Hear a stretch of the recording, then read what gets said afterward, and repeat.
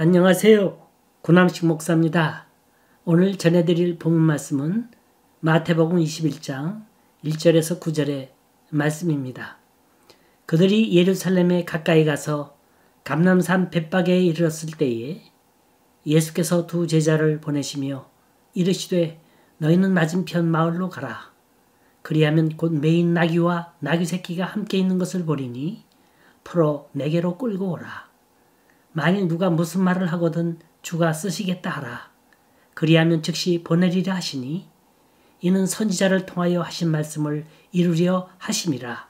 일러스되 시온 딸에게 이르기를 네 왕이 네게 임하나니 그는 겸손하여 나귀 곧 멍에 매는 짐승의 새끼를 탓도다 하라 하였느니라. 제자들이 가서 예수께서 명하신 대로 하여 나귀와 나귀 새끼를 끌고 와서 자기들의 겉옷을 그 위에 얹음에 예수께서 그 위에 타시니 무리의 대다수는 그들의 겉옷을 길에 펴고 다른 이들은 나뭇가지를 베어 길에 펴고 앞에서 가고 뒤에서 따르는 무리가 소리 높여 이르되 호산나 다윗의 자손이여 찬송하리로다. 주의 이름으로 오시는 이여 가장 높은 곳에서 호산나 하더라. 예수님의 고난의 행적 시리즈 제6번째 시간. 오늘의 부제는 쓰임받는 존재입니다. 한왕상 박사가 쓴 바보 예수라는 글이 있습니다. 이분은 우리나라 통일부 장관과 부총리를 지내셨던 분이에요. 그런가 하면 유니온 신학에서 신학도 공부하신 석학입니다. 이분이 본 예수는 절대 고독을 느끼면서 홀로 십자가를 지고 가신 분입니다. 바보 예수라 그러니까 오해하지 마세요. 정말 바보가 아니라 바보스러운 분입니다. 우린 예수님의 바보스러움을 주목해야 한다는 거예요. 이분이 말하는 바보의 의미는 바로 보고 바로 보살펴주는 사람을 가리키는 거예요. 인류 역사상 가장 바보의 삶을 사신 분이 예수님이십니다. 하나님의 아들 신분을 포기하시고 인류의 죄를 구원기 위해 오셨어요. 어디 명문 가문에서 태어났거나 어떤 사회적 혜택을 받으신 적 있나요? 더구나 당시에 예수님께서 말씀하신 내용들은 전부가 이해할 수 없는 말들이었어요. 바보가 아니면 할 수 없는 말들이 그분의 입에서 선포됐습니다. 그런데 그게 바로 복음이라는 겁니다. 이런 바보의 복음을 오늘날 신학대학에서 똑똑한 사람들이 배우고 있어요.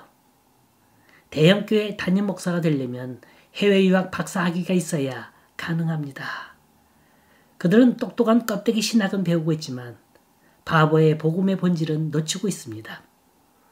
바로 예수의 삶을 따르는 바보 목사들이 많아져야 하는데 그 바보 목사 한 사람 찾기가 그렇게 쉽지가 않습니다.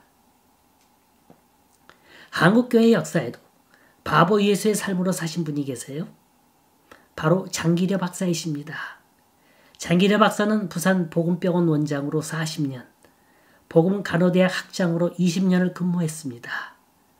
하지만 그에겐 서민아파트 한 채, 죽은 후에 묻힐 공동묘지 10평조차도 없었다고 합니다. 여기엔 다 이유가 있는 거예요. 전국의 가난한 수술 환자들과 다른 병원에서 치료가 불가능하다는 판정을 받은 말기 환자들이 그에게 찾아오는 거예요. 자, 이들이 왜 그를 찾아왔겠습니까?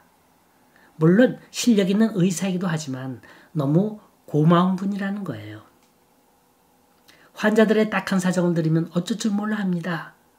그래서 자신의 월급으로 대신 처리하다 보니까 병원 운영과 자신의 생활은 어렵기만 했습니다. 이런 일도 있었어요. 병원비를 낼 수 없는 환자들 있지 않습니까? 그럼 밤에 병원 뒷문을 열어놓는 거예요. 어서 도망가라고. 세상에 이런 바보 의사가 어디 있습니까? 추는 이광수는 장기려 박사를 가리켜서 당신은 성자 아니면 바보다 라고 말했다고 합니다. 그는 가난하다고 소외받는 이웃들의 버심을 자처했습니다. 그는 철저한 희생과 봉사의 삶을 실천하며 이 땅의 작은 예수로 바보 의사로 살다 갔습니다. 사람이 세상에 태어나서 쓰임받고 싶은 욕망은 살고 싶은 욕망과 같은 겁니다. 자기가 아무데도 쓰이지 못한다고 할 때 그 사람은 비참한 존재가 되고 맙니다. 우리가 직장을 찾는 건 자기가 쓰임받고 싶어서 직장을 찾는 거예요. 일터를 찾는 건 날 좀 써다오 하는 겁니다. 우린 지금 누구에게 쓰임받고 있습니까? 누구에게 인정받고 있고 누가 날 필요로 하고 있습니까? 분명한 건 우리가 하나님의 자녀가 되었다면 무엇보다도 하나님의 쓰임받는 존재가 돼야 한다는 겁니다. 오늘 본문에 나타난 표면상의 내용을 보면 더할 나위 없는 축제의 현장입니다. 장소는 예루살렘이에요. 유대인들의 명제는 유월절을 앞두고 이스라엘 전 지역에서 사람들이 몰려들었습니다. 예사인파가 남녀노소 합쳐서 무려 500만. 그 당시 500만이라면 굉장한 숫자예요. 볼거리도 많고 먹거리도 많았겠죠. 가는 곳마다 사람들이 바글거렸습니다. 허나 겉으로 보기엔 분명히 축제 분위기였지만 주님은 군중 속의 고독을 느끼며 조용히 자신이 가야 할 길을 준비하고 있었어요. 첫째, 주님은 시작부터 십자가의 순간까지 철저한 준비와 계획하에 움직이고 계셨다는 거예요. 1절을 보면 주님은 제자들을 불러 심부름을 시키시죠? 몇 사람을 불렀습니까? 2사람입니다. 12이 아니에요. 12 다 필요치 않았어요. 아니 그럴 필요가 없었습니다. 헌신적인 사람, 믿고 맡길 사람 2사람이면 됩니다. 왜냐? 이미 다 알고 계셨기 때문에, 이미 다 준비하셨고 계획하셨기 때문에. 2절에 보면 더 구체적인 지시가 나옵니다. 맞은편 마을로 가라. 주님은 장소까지 지명하셨어요. 동서남북 위치까지도 알려주셨고 그곳에 무엇이 있는 것까지도 자세히 설명해 주셨습니다. 곧 메인 나귀와 나귀 새끼가 함께 있는 걸 보리니 풀어 내게로 끌고 오너라. 여기엔 이렇게 써있지만 마가복음에 보면 이 2마리 나귀 가운데 나귀 새끼를 풀어오라고 했습니다. 또 3절에 보면 만일 누가 말하거든. 그 사람이 누구인가가 중요치가 않아요. 그 사람 이름이 뭔지 뭐라는 사람인지. 이왕이면 구레네 사람 누구, 갈릴리 여부 누구, 가버나움 동네의 누구 이렇게 말하면 얼마나 좋습니까? 그래도 나귀 새끼 한 마리를 그냥 끌고 가는데 벌써 계산이 빠른 사람은 이게 돈으로 얼만데 이렇게 뺏어가듯 가져갈 수 있을까? 적어도 그 나귀 주인의 이름이라도 밝혀지면 생색이라도 낼 텐데 그런데 이상하게도 복음서 기자는 이 모든 일에 침묵하고 있습니다. 예수님의 예루살렘 입성, 그것도 위기와 절박의 순간에 주님이 택하셨던 나귀 새끼 한 마리와 그걸 바쳤던 이름 모를 손길, 이런 중요한 사건을 구태여 역사 속에 조용히 묻어둬야 하는 깊은 의미는 어디 있을까요? 도대체 무엇을 강조하고자 하는 겁니까? 둘째, 우린 이 본문 속에서 나귀와 나귀 새끼에 얽힌 상징적인 의미를 캐봤으면 합니다. 2절에 보면 분명히 나귀는 2마리였어요. 나귀와 나귀 새끼가 함께 있는 것을 보리니 풀어 내게로 끌고 오라. 오랫동안 신학자들은 이걸 어떻게 해석했느냐면 어미나귀는 옛 구습을 쫓아 율법의 멍에를 메고 온 유대 백성들을 가리킨대요. 나귀 새끼는 복음으로 말미암아 새롭게 된 이방인을 상징한다고 말합니다. 여기 2마리 나귀의 표현은 마태복음에서만 볼 수 있는 특유한 표현입니다. 마태복음은 그 독자가 누구였느냐 하면 주로 부자들, 특권계급들, 사도계인들, 유대인들이었어요.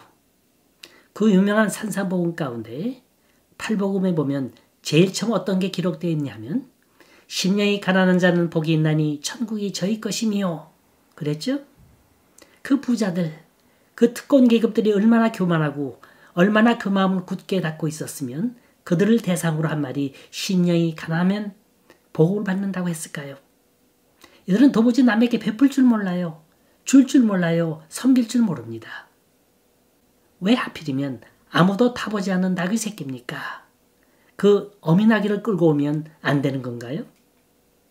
도대체 그들에게 뭘 가르쳐주기 위해서입니까? 송아지보다도 작은 그 나귀 새끼가 힘쓴다면 얼마나 쓰겠어요? 그 등에 한창 무게가 나가는 30대 청장년이 타고 간다면 얼마나 버틸까요? 아무리 짐승이라도 참으로 애처롭죠. 불쌍하죠. 좀 너무한다는 생각 들기도 합니다. 이건 난센스예요. 하지만 오늘 본문에서 가장 중요한 구절은 주께서 쓰시겠다 하라. 주님께서 쓰시면 그 애처로운, 그 불쌍한, 그 힘없는 나귀 새끼가 마지막 십자가의 고난을 당하시는 주님의 영광된 도구로 사용된다는 사실입니다. 어떤 성도 한 분이 항상 자기에게 주어진 십자가에 대해 불만이 많았습니다. 한 번은 꿈속에서 예수님을 만나 뵙게 됐어요. 그러자 그는 곧 예수님께 불평을 털어놨습니다. 예수님이 정해주신 십자가가 자기에겐 너무 맞지 않는다는 거예요.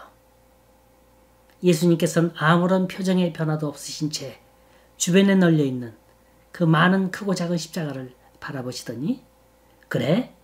그럼 네 자신에게 맞는 거라고 생각하는 십자가 하나를 골라버렴. 그는 기뻤습니다. 드디어 자신에게 꼭 맞는 십자가를 자신 직접 고를 수 있게 된 거예요. 어떤 건 크긴 알맞는데 거칠었고요. 어떤 건 대패질은 잘 됐는데 너무 무거웠습니다. 온종일 찾아봐도 자기에게 맞는 십자가가 쉽게 나타나질 않는 거예요. 그러던 중 해가 질 때쯤 되어 드디어 자신에게 꼭 맞는 십자가를 하나 찾아냈는데 성공했습니다. 그 너무 기뻐서 어쩔 줄 모르고 예수님 찾았습니다. 제게 꼭 맞는 십자가를 드디어 찾았습니다.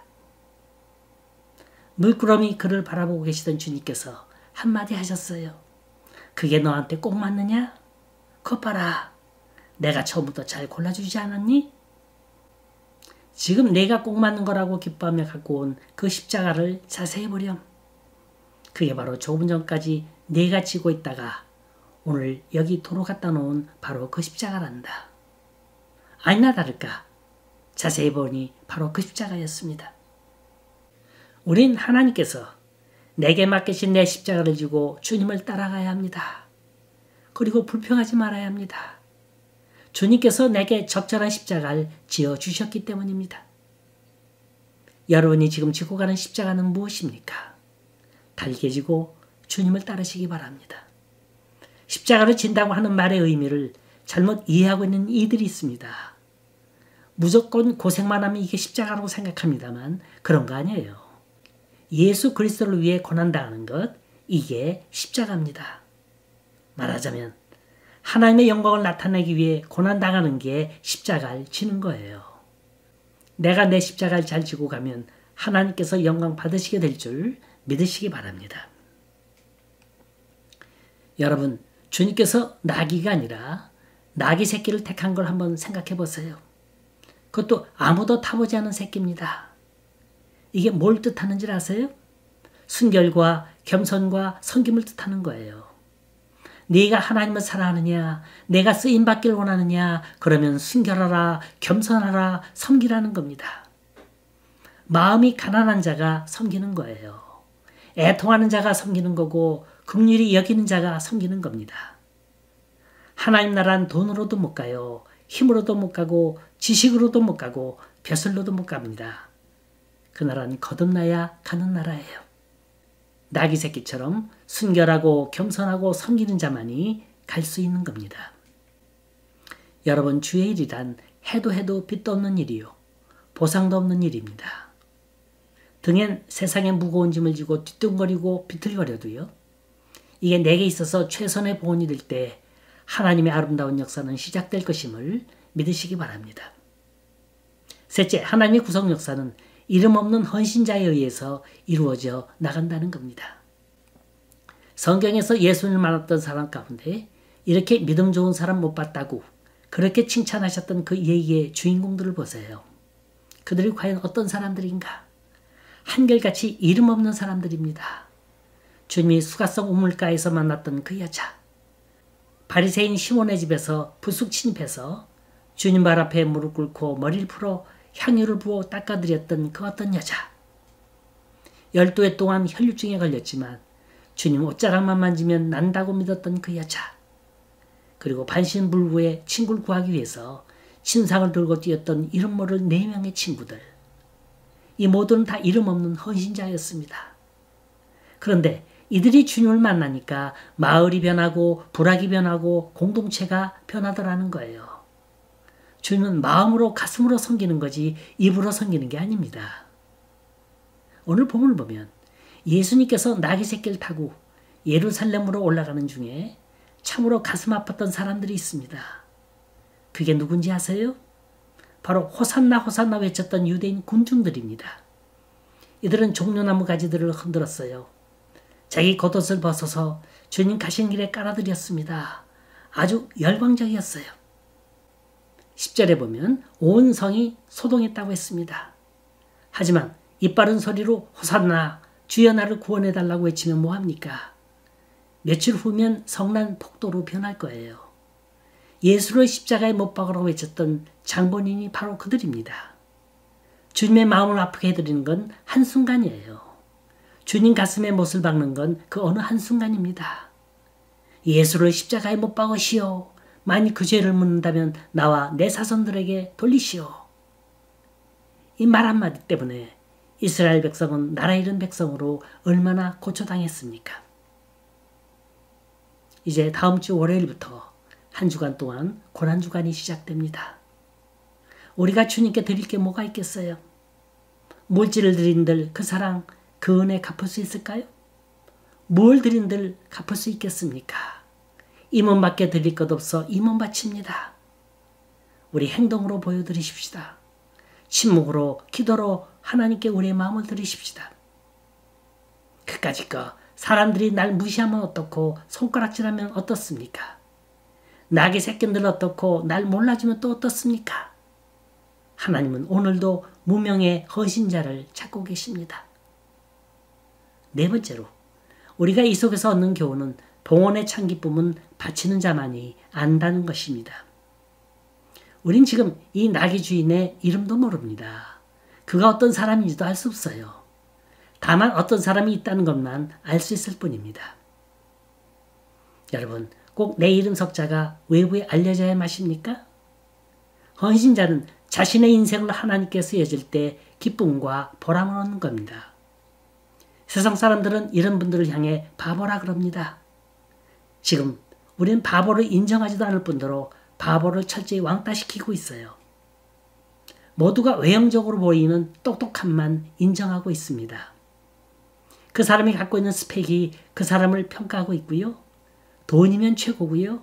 인기와 명예만 이루는 일이라면 물불 가리지 않습니다. 또 교회는 어떻고요? 얼마나 허세로 치장하고 있는지 몰라요. 이미 성경엔 바보 메시지가 많이 있지만 모른 채 하고 있습니다. 예수님의 바보 메시지가 있어도 외면을 합니다. 오로지 성공적인 복음만 인용하고 있어요. 그런가 하면 바보 예수의 복음을 추구하는 교회들조차도 똑똑한 브랜드 목사들에 의해서 바보의 복음이 감춰지고 있는 슬픈 현실입니다.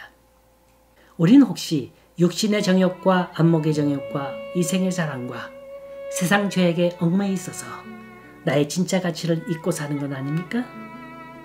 우리 얼마든지 쓰임받는 존재인데, 사랑받는 존재인데 나 스스로가 날 근심과 고통의 줄로 묶고 있는 건 아닙니까? 주님은 우리를 쓰길 원하십니다. 우린 주님의 쓰임받는 존재가 되길 원합니다.